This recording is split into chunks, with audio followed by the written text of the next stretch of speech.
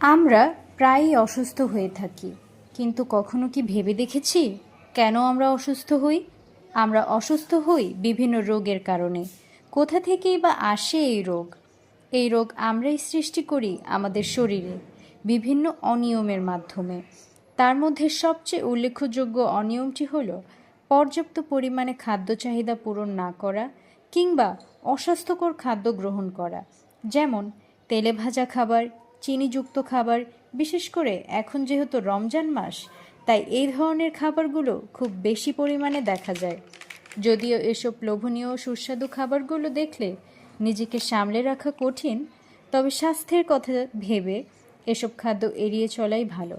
কেননা যখন আমরা এই ধরনের খাবারগুলো খেয়ে থাকি, তখন এরা আমাদের হার্ট, কিডনি, লিভার, এমনকি রক্তের ওপরও ক্ষতিকর প্রভাব ফেলে, যার ফলে আমরা প্রায় বিভিন্ন সমস্যার মুখোমুখি হই। তাই বলা যায়, যদি সুস্থ থাকতে চান তবে এসব খাদ্য এড়িয়ে যান।